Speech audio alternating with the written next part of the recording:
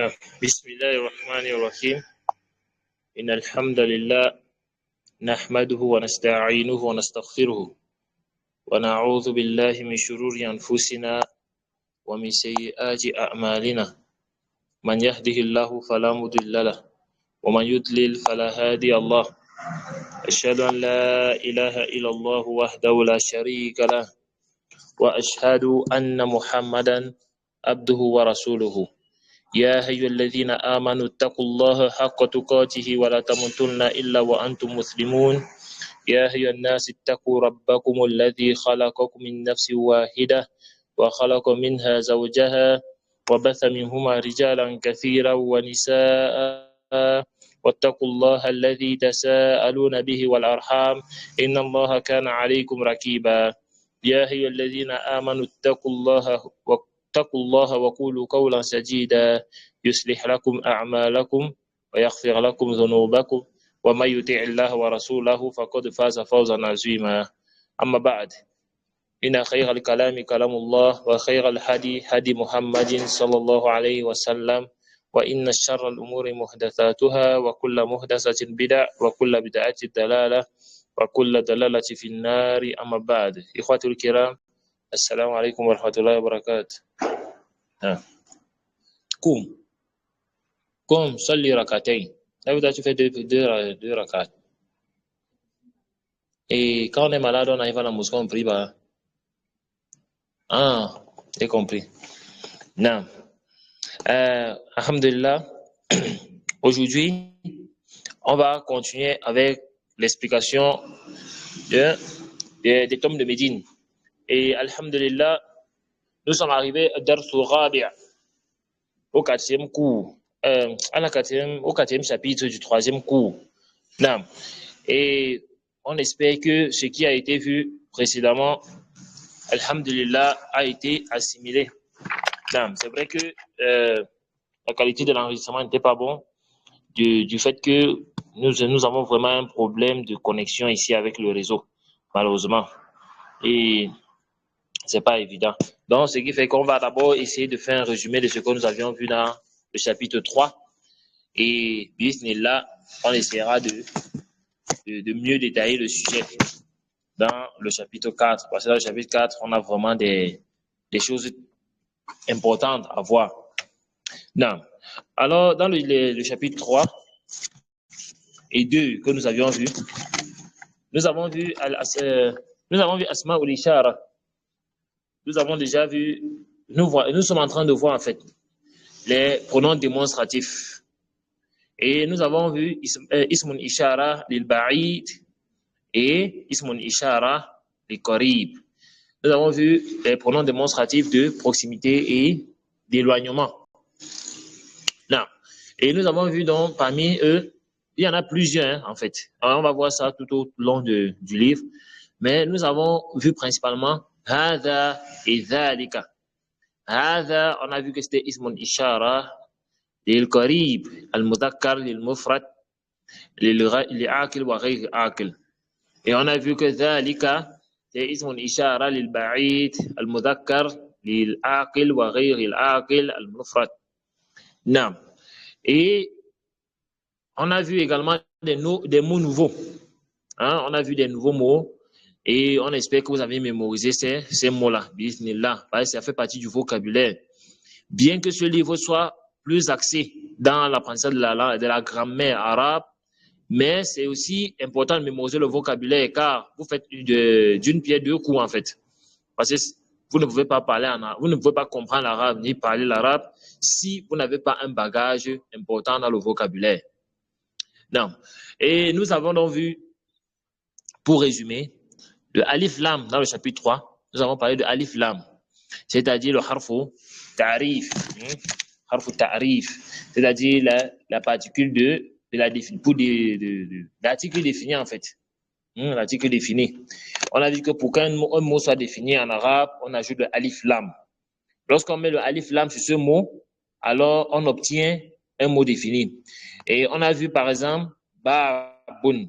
On a vu que babun c'est indéfini, ça veut dire une porte. Et lorsqu'on met alif lam, d'accord, on met alif lam, ça devient al-babu. Elle a dit que Babu devient défini et on ne met plus le tanwin. Donc, on a vu que le signe du nakira, donc de l'indéfini, c'est le tanwin. Et le signe du défini, c'est alif lam bidouni tanwin. C'est-à-dire comme le alif lam, mais on ne met pas le tanwin. On a vu également Beytun, lorsqu'on met le alif lam, ça devient al-Beytu. Et on a vu comment exprimer également des choses pour désigner les choses qui sont proches. Hein? On a dit, par exemple, si je vais dire que ceci est un stylo, je vais dire Hadha kalamun. Ceci est un chien, Hadha kalbun. Ceci est une mosquée, Hadha masjidun. D'accord? Et on a vu comment également désigner les choses qui sont éloignées. Par exemple, si cela est une étoile, on va dire Dhalika najmun. D'accord? Non. Ceci, c'est pas encore même à ton niveau. Voilà. Non. Après, on a donc parlé aussi du fait que lorsque on se trouve dans une situation où on doit poser la question concernant les choses non douées de raison, on va utiliser ma. Par exemple, si je vais dire qu'est-ce que c'est que ceci, en désignant par exemple un stylo, je vais dire ma hadha. D'accord? Parce que le stylo est non doué de raison, ou bien un chien, ma hadha, ou bien un chameau, ma hadha, ou bien un cheval, ma hadha. Mais, et la personne va répondre hadha. Par exemple, si c'est le cheval, hisanun. Hadha, si c'est un âne, hadha himarun, hadha babun, hadha masjidun, et ainsi de suite. D'accord? Mais quand ce sont les choses qui sont éloignées, on va dire ma dhalik. On va répondre dhalika najmun, par exemple. Pour une étoile qui est éloignée, on va dire dhalika najmun. Ou bien, lorsqu'on va désigner, par exemple, quelque chose qui est une mosquée qui est éloignée, on va dire dhalika masjidun. D'accord? Et tout cela, ce sont les noms qui sont masculins et au singulier. Et si par exemple, on a une maison qui est proche et on a une mosquée qui est éloignée et qu'on veut poser des questions, on va dire ma hadha wa ma dhalik. D'accord? Qu'est-ce que c'est que ceci en désignant la maison et qu'est-ce que c'est que cela en désignant la mosquée? Et lorsque ce sont des êtres doués de raison, comme les êtres humains, et j'avais parlé des anges aussi, mais sachez que les anges, entre eux, dans la langue arabe, on peut utiliser on peut utiliser ma comme man pour désigner un ange, d'accord? Parce que ils sont considérés en arabe comme doués de raison et non doués de raison en fait. Donc, ils entrent dans les deux. Non, ils font partie des exceptions. Non. Donc, lorsqu'on va désigner par exemple un être humain, il veut dire par exemple man hadha, qui est celui-ci? Par exemple, je désigne un enfant ou un étudiant en sciences ou un médecin, il veut dire man hadha, s'il est proche. Maintenant, s'il est éloigné, on va dire man dhalik. Man dhalik. D'accord? Lorsque la chose est éloignée. Par exemple, on va dire man dhalik, dhalika tabibun, dhalika tilmizun, ou dire un élève, dhalika talibun, un étudiant. D'accord? Ou bien dhalika waladun. Non. J'espère qu'on a un peu fait le tour. Non. Alors, aujourd'hui, on va donc entrer dans Dars Rabi', la quatrième leçon. Et en fait, en titre de rappel également, j'espère que vous avez bien vu la différence entre le huruf au kamariya ou le huruf au shamsiya. Donc, les lettres solaires et les lettres lunaires. Juste pour rappeler, on a vu que les lettres lunaires, ce sont des lettres que lorsqu'on prononce, on met le soukoun sur le lam. D'accord? Et la lettre qui vient après le lam ne porte pas de shadda. D'accord? Elle ne porte pas de shadda. C'est dans la langue arabe. Quand on parle de lettre lunaire, c'est qu'on met le soukoun sur le lam et on ne met pas le shadda sur la lettre qui suit. Et la lettre qui suit est une lettre lunaire. Par exemple, on va dire al-qalamu, al-hajaru, al-ma'u, al-tufa, pardon, al-ma'u, al-niftahu, ainsi de suite. D'accord? Alors que lorsque c'est la lettre solaire, on met le shadda, on ne met pas le soukoun sur le lam. Donc on met le shadda sur la troisième lettre, c'est-à-dire la lettre qui vient après le lam. Nam. Et après le alif lam. Nam. Et comme par exemple Ashamsu, le shin est une lettre solaire. D'accord? At-tufahu, le ta est une lettre solaire. Nam. Ad-dukkanu, le dal est une lettre solaire. Nam. Donc voilà un peu concernant cela, juste en résumé.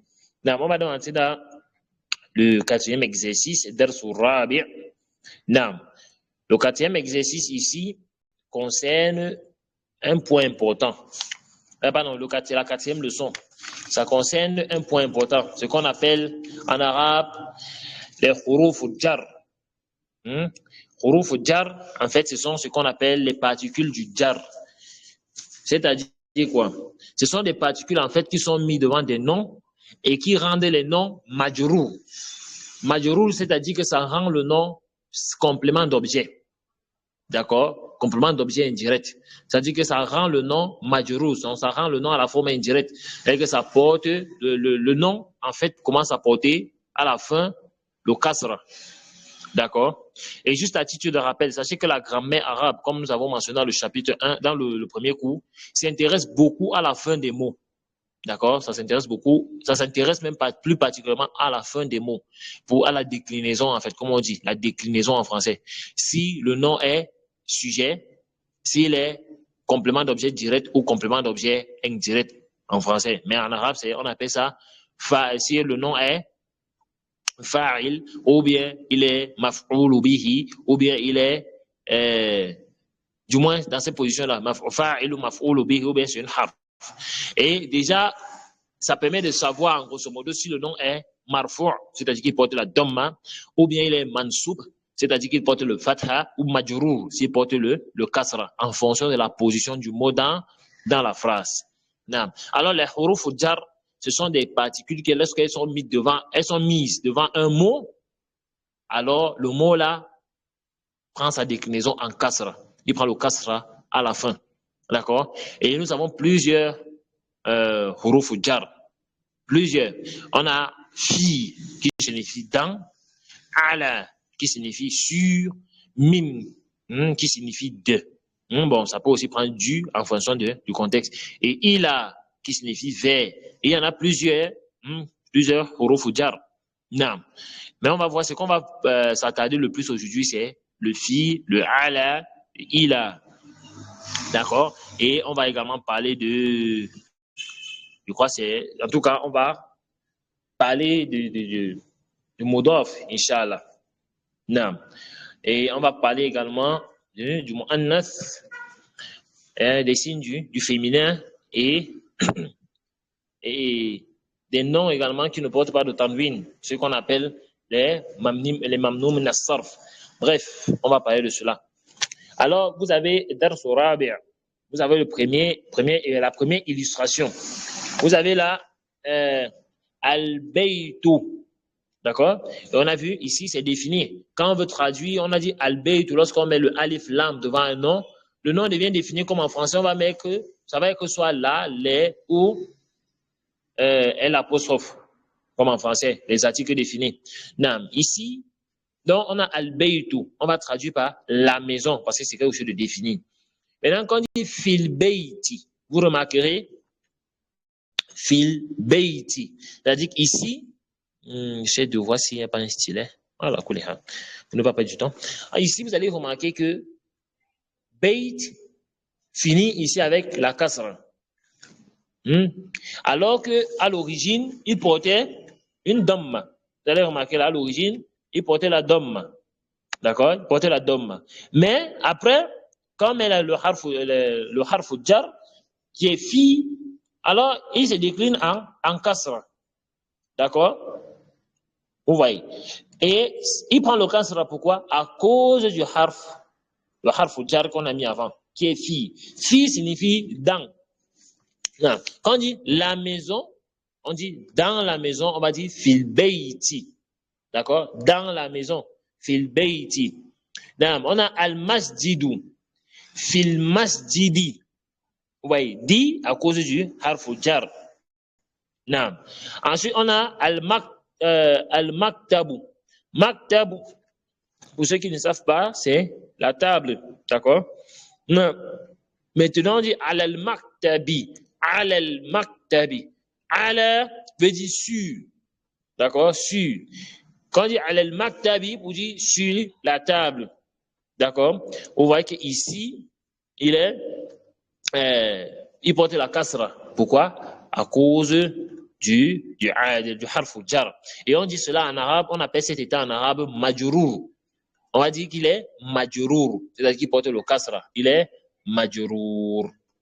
Non, j'espère que c'est compris. Non, on a as-sariru. As-sariru, vous connaissez. Al-sariri. Vous allez vous remarquer, je dis al-sariri parce que le sin est une lettre solaire. Donc on ne prononce pas le lam. On dit al-sariri. C'est sariri, alors il est majroubil et kasra. Non. Donc voilà le rôle du harf jar dans une phrase. Sur le mot en fait. Non. Alors, on a des exemples de phrases là. Aina Muhammadun. Aina, c'est en français, il signifie où. D'accord? Lorsqu'on veut demander par rapport à l'endroit hein, d'une chose. C'est zorf makan, donc une particule de lieu. Donc, il permet également de connaître le lieu. C'est pour ça que lorsqu'on veut demander où est quelque chose, on va dire Aina. Alors ici, on va dire Aina Muhammadun. Où est Muhammad? On répond Huwa fil ghurfati. Ouais. Huwa. Huwa ici c'est le domir qui est domir mustatir, c'est-à-dire un pronom personnel qui est fi mahalli al-fa'il. Donc il est là pour remplacer le fa'il qui est Muhammad. Pardon, fi mahalli al-mubtada. Il est là pour remplacer le mubtada qui est Muhammad. D'accord? Il est à la place de Muhammad. C'est pour ça qu'on va dire Huwa fil ghurfati. Au lieu de dire, on va plus dire Muhammad fil ghurfati, mais on dit Huwa. Pourquoi? Parce que Muhammad, il est masculin. Et Huwa, c'est un pronom personnel qui a été mis en place pour remplacer Muhammad. Comme ça se dit en français, on dit par exemple, où est Hamza? Tu vas dire, il est peut-être dans la salle. Vous voyez. Naam. Fil ghurfati, ghurfati, ici, signifie la chambre. D'accord? Fil ghurfati, la chambre. Ça, c'est encore un autre vocabulaire. Naam. Et on dit ti à cause du harf jar. Wa aina yasiru. Wa aina yasirun, on va dire huwa fil hammami. D'accord? Huwa fil hammami. Hammam, c'est la salle de bain. D'accord? Al-hammam, c'est la salle de bain. Non, on dit il est dans la salle de bain. Non. Wa aina aminatu. Aminatu, vous allez remarquer, ne porte pas de tanwin. Aminatu fait partie des catégories de noms qu'on appelle en arabe les mamnou min as-sarf, c'est-à-dire des noms qui n'acceptent pas qui n'acceptent pas de tanwin en fait. Et c'est des noms qui n'acceptent pas de tanwin et qui n'acceptent pas également de kasra. Et on va voir ça plus en détail. Bismillah. Naam. Alors, on a Aminatu. Il est également, c'est un nom féminin. D'accord? C'est un nom féminin. Naam. On va répondre Hiya. Hiya, c'est le domir mustatir, qui est le domir, le pronom personnel qui est là pour remplacer Amina. Hiya, c'est le féminin. Domir mustatir al-ra'ib. Donc, pour l'absent. Ra'iba, c'est pour celle qui est absente. D'accord? Et elle a été mise en place pour Amina, à la place de Aminatu. On va dire Hiya fil matbakhi. Matbakhi, ça veut dire une cuisine, la cuisine. Matbakhu. Al-matbakhu, c'est la cuisine. Fil matbakhi. Matbakhi à cause du harf jar. Naam. Aina al-kitabu. Naam. Huwa ala al-maktabi. D'accord? Huwa ala al-maktabi. Wa aina as-sa'atu. D'accord? Aina as-sa'atu. As-sa'atu, c'est la montre. D'accord? As-sa'atu, c'est la montre. Et elle est au féminin. Quelqu'un va me demander, mais comment est-ce qu'on connaît les termes au féminin? Déjà, il faut savoir que ce n'est pas parce qu'un mot est féminin en français qu'il est forcément féminin en arabe. Il y a des mots qui sont au féminin en français, mais en arabe, c'est plutôt au masculin. Donc ça, il faut bien comprendre cela. Non. Il y a des mots qui sont féminins en français, mais qui sont féminins en arabe aussi. Mais il y a des mots qui sont féminins en français, mais qui sont plutôt masculins en arabe. Vice versa. De même qu'il y a des mots qui sont masculins en français, mais en arabe, ce sont plutôt des noms féminins. Donc, il faut bien comprendre cela. Par exemple, on dit al-matbakh. D'accord? Al-matbakh. En français, on dit la cuisine. C'est féminin.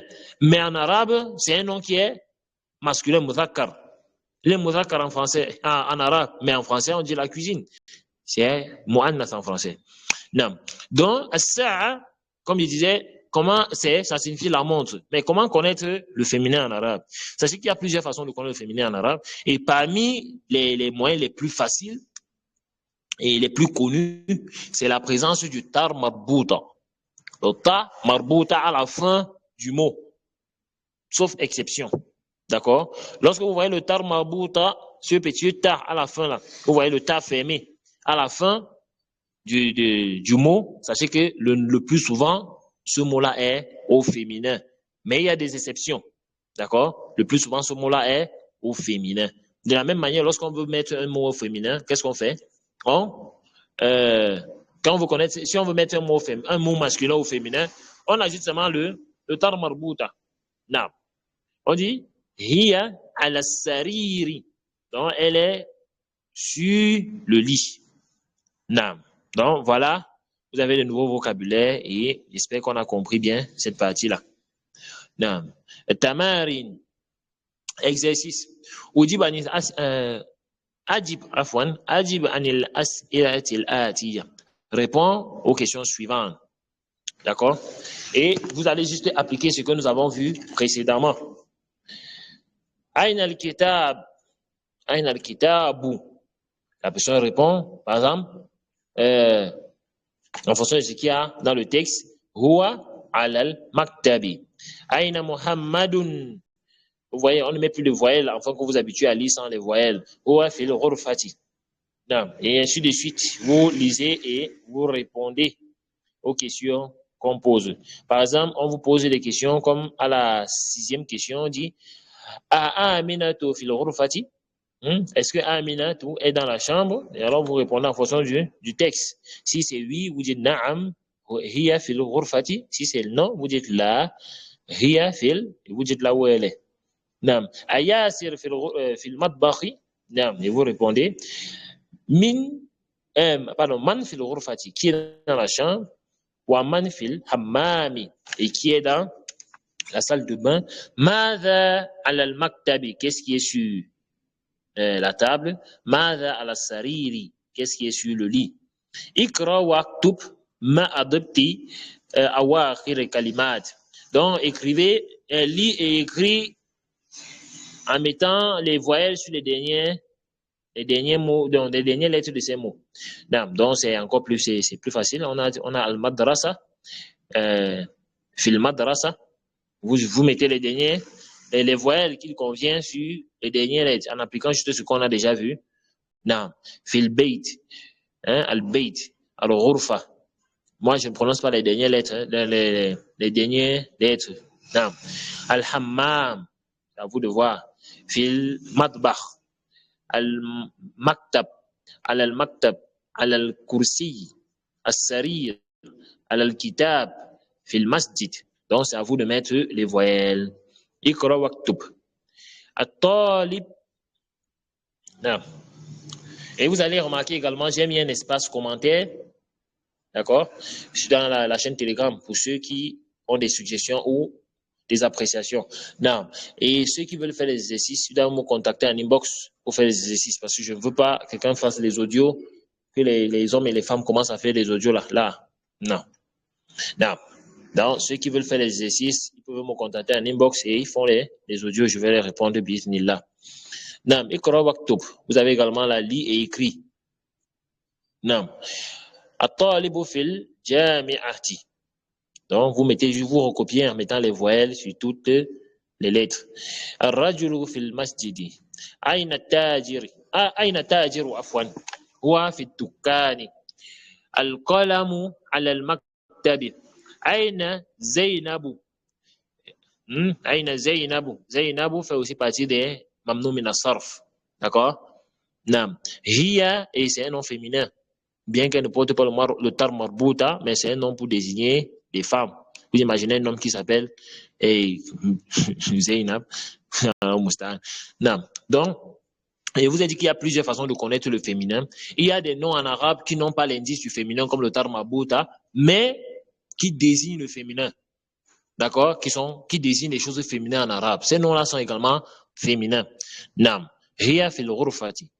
Aina waraka. D'accord? Aina waraku huwa ala al-maktabi. Nam. Aina al-mudarris. Aina al-mudarrisu huwa fil fasli. أين ياسر أين ياسر عفوا هو في المرحاض. نعم. الشمس والقمر في السماء. نعم. سماء السماء veut dire le ciel. D'accord? Le ciel. Man fil fasli. نعم. Alors, nous avons ensuite une liste de noms là qui désignent les noms, comme je vous ai dit. Nous avons des noms qui sont masculins et nous avons également des noms qui sont féminins en arabe. Tous les noms qui désignent les féminins en arabe sont des mamnou min as-sarf. D'accord? Elles sont des mamnou min as-sarf, c'est-à-dire qu'elles ne portent que du dhamma. Elles ne portent pas le dhammatein. Non, elles n'acceptent pas de tanwin ni de kasra. Dans le i'rab. On va voir ça dans le i'rab, bismillah. On a Muhammadun. C'est un nom masculin, porte tanwin. Khalidun, Hamidun, Yasirun, Ammarun, Sa'idun, Aliyun, Abbasun. Ce sont des noms qui sont à la base masculins et qui portent le tanwin. Donc, ils peuvent accepter le fatha et le kasra. Aminatu, Zainabu, Fatimatu, Maryamu, Aishatu, Khadijatu, Safiyatu, Ruqiyatu. Nam. Sachez qu'on ne dit pas Aminatun, Zainabun, là. Ou bien on ne dit pas, par exemple, lorsque on est dans une phrase, bon, ça c'est mettre la charrue avant les bœufs, on ne va pas entrer dans l'autre là pour le moment. Mais sachez que on ne dit pas Fatimatun, mais c'est Fatimatu, Zainabu, Aminatu. D'accord? Non. Donc, ce sont des noms qui sont mamnou min as-sarf, c'est-à-dire qui n'acceptent pas le tanwin. Non. Donc, voilà des exemples comme cela. Par exemple, et je vais vous envoyer cela, bismillah, après.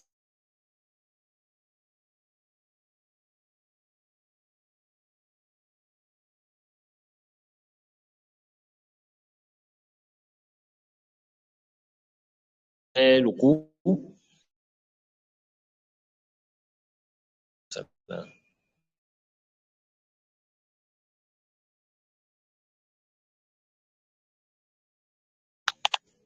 Non.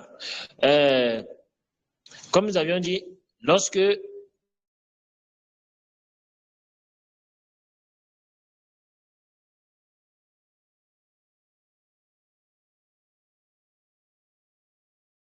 non. Nous allons voir certains exemples qui permettent en sorte que nous puissions illustrer cela.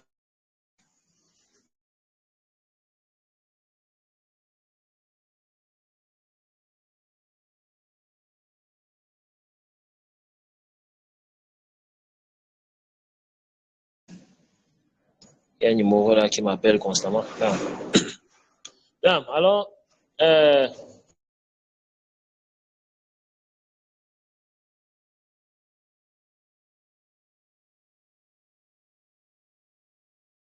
pour voir cet exercice. Ikra waktub ma'adabti awakhiri kalimat.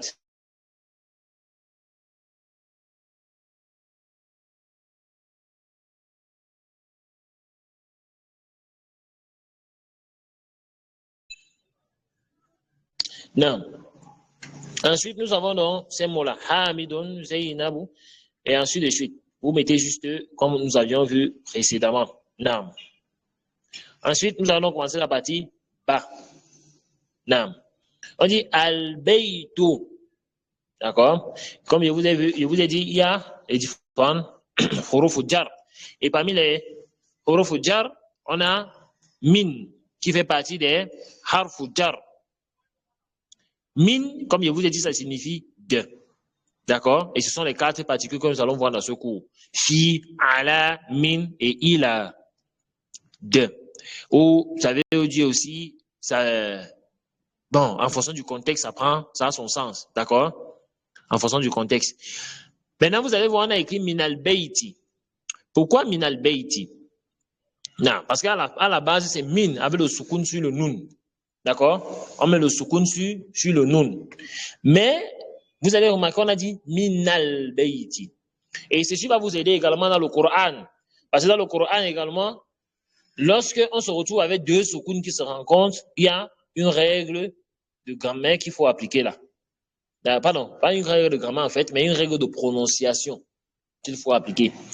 Lorsqu'on a 2 soukouns qui se rencontrent, dans la langue arabe, ça pèse. Parce que vous voyez, dans la langue arabe, 2 soukouns, ça pèse. Par exemple, ici on dit min al-beiti, al-asluhu. La base de cela, c'est quoi? On a min, d'accord, avec le soukoun sur le nun, et on a al-beiti, d'accord, avec le soukoun sur le lam. D'accord, on a 2 soukouns, le nun et le soukoun sur le lam, qui se rencontrent. Qu'est-ce qu'on fait? Sachez que dans la langue arabe, lorsqu'on a 2 soukouns qui se rencontrent, pour faciliter la prononciation, qu'est-ce qu'on fait? On met le fatha en fonction du mot, parce qu'on peut mettre le fatha ou le kasra en fonction de la situation. On met le fatha sur... On annule un soukoun en fait. D'accord? On annule un soukoun. Mais lorsqu'on est... Si c'est min avec un mot, d'accord, qui porte le soukoun sur le lam, d'un mot défini, mais qui porte le soukoun sur le lam, on va remplacer le soukoun du min par le fatha. D'accord? Non, donc, c'est un peu cela. C'est pour ça que les savants disent, les Arabes disent que lorsque 2 soukouns se rencontrent, lorsqu'on a le min, le nun du min qui se rencontre avec le soukoun du lam, qu'est-ce qu'on fait? Ils disent hurrikatil nun bil fathati man'an, d'accord, lil tika isakinaini. Donc, qu'est-ce qu'on fait? On remplace le nun dans le soukoun du nun, d'accord, par le fatha, d'accord, car il est, en arabe, ça pèse, c'est lourd, de lit, on va dire min al-beiti, vous voyez, c'est lourd dans la langue arabe, mais les arabes, dans leur langage, ils ont facilité, on met le fatha à la place du soukoun, dans la place du premier soukoun en fait. C'est pour ça qu'on dit min al-beiti. On a al-masjidu et al-masjidi. Alors, vous avez le texte, une conversation. On dit, on va lire dans la conversation. Al-Mudarris, il dit, min aina anta, d'où est-ce que tu viens? D'où viens-tu? Mohammed répond, ana minal yabani. Vous voyez, on dit minal yabani, parce que le ya là n'est pas une lettre solaire. Donc, le lam va porter le soukoun. On aura 2 soukoun, on va dire minal yabani. Al-Mudarris dit, wa min aina ammarun. Et d'où vient Ammar? D'accord, Mohammed répond, Huwa minassin. Donc, il vient de Chine. Al-Mudarris, wa min aina Hamidun. Et d'où vient Hamid? D'accord, Mohammed répond, Huwa minal Hindi. Il vient de l'Inde. On dit minal Hindi. Comme je vous ai dit, harfu jar, devant un nom porte le kasra. Al-Mudarris, aina Abbasun. Et où est Abbas? Et Mohammed répond, kharaja.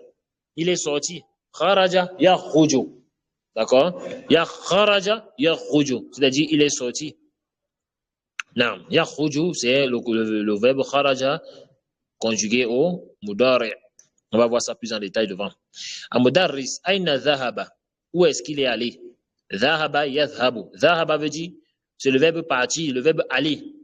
D'accord? Yadhhabu veut dire il est parti, il part. Donc ça c'est al-mudari. Et dhahaba veut dire il est allé. Donc on dit aina dhahaba, où est-ce qu'il est allé? Mohammed répond dhahaba ilal mudiri. Il est allé chez le. Bon, vous voyez, il a veut dire vers. Mais quand on dit ila al-mudiri, le sens ici c'est inda mudiri, c'est-à-dire chez le directeur. Al-mudir, c'est le directeur. Donc, il est allé chez le directeur. Et les harf, comme on vous a défini dans le cours numéro 2, al-harf, c'est quoi? C'est une particule qui ne prend son sens qu'en fonction d'autres éléments. Donc, il prend son sens en fonction de d'autres éléments du contexte dans lequel il est utilisé. D'accord? C'est pour ça que vous pouvez voir il a, à la base, il signifie vers. Quand on dit il a le masjid, je vais vers la mosquée. Mais dans une autre phrase, le même il a, pour prendre un autre contexte, un autre sens, en fonction de la phrase dans laquelle il est employé. Non. On a al-mudarris. Il dit wa ayna dhahaba aliyun. Où est Ali? Où est-ce que Ali est parti? D'accord? On dit Muhammad répond Zahaba ilal mirhadi. Al mirhad, ça signifie, ce sont les toilettes. D'accord? Mirhad, ce sont les toilettes. Non. Bon, vous avez l'image là qui vous illustre à quoi ce que mirhad signifie. Al mirhadu. Non. Ensuite, nous avons là, Adibu anil as'ila atiya. Donc, vous répondez aux questions. Min ayna anta, d'où est-ce que tu viens? A anta min al Philippines. Est-ce que tu viens des Philippines? Tu réponds, Man min al-Chine, qui vient de Chine? Min ayna Hamid, c'est-à-dire, d'où vient Hamid? Ayna dhahaba Abbas, où est-ce qu'elle est Abbas? Dhahaba Aliyu. Il a le mudir. Est-ce que Ali est allé chez le directeur? Non. Donc, ça, c'est à vous de répondre. Ikra waktub ma adibti wa awakhiri kalimat. Donc, vous recopiez, vous lisez et vous recopiez tous ces différents mots en mettant les voyelles sur les dernières lettres. Non. Ikra waktub. Lis et écris. Non. Min ayna Fatima. Non. Hiya min al-Hindi. خرج المدرس من الفصل وذهب إلى المدير. ذهب التاجر إلى الدكان. خرج حامد من الغرفة وذهب إلى الحمام. نعم. من خرج من الفصل qui est sorti de la salle. نعم. خرج الطالب من المدرسة. ومدرسة signifie l'école. D'accord? المدرسة c'est l'école. من المدرسة وذهب إلى السوق. Il est allé au souk. Souk signifie le marché. D'accord? Souk. C'est le marché. Non, il a souqi, vous dites, et il est allé au marché. Khadijatu min as-Sin wa Khalidun min al-Yaban. Non. Non, on dit في الفراغ فيما يلي حرف جر مناسبا. Non. Donc, on demande de compléter les vides là avec le harf jar qui convient. Min, ila, fi, ala. Vous dites min signifie de, ila signifie vers, fi signifie dans, et ala signifie sur. Al-kitab, on a al-maktab. Donc, c'est à vous de voir ce qu'il faut mettre. Al-talibu, al-fasli. ذهب حامد الجامعة. Donc, c'est à vous de voir. خرج المدير المدرسة. ذهب محمد الصين اليابان. Donc, c'est à vous de voir. نعم. الكلمات الجديد. نعم. الكلمات الجديدة. Nous avons les nouveaux mots. المدرسة, l'école. الفصل, la salle. Al-Hammam, la salle de bain. Al-Mirhad, les toilettes. Al-Matbakh, ici on a la cuisine. Al-Ghurfatu, la chambre. Al-Jami'atu, Al-Jami'atu, l'université. Al-Souq, le marché. Al-Yabanu, c'est le Japon. D'accord? Al-Sinu, c'est la Chine. Al-Hindu, l'Inde. Al-Philippines, les Philippines. Al-mudiru, le directeur, zahaba, il est allé, le verbe aller, kharaja, il est sorti, le verbe sortir. Fi, dans, ala, sur, min, de, ila, vers, min, huruf, jarri. Ils font partie des harf jar. Nam, nihaya dars. Nous sommes donc arrivés à la fin du cours. On espère que le cours a été bien compris. Celui qui a des questions, vous pouvez causer vos questions, Inch'Allah, en inbox. إذا نكتفي بهذا القدر سبحانك اللهم وبحمدك أشهد أن لا إله إلا أنت أستغفرك وأتوب إليك السلام عليكم ورحمة الله وبركاته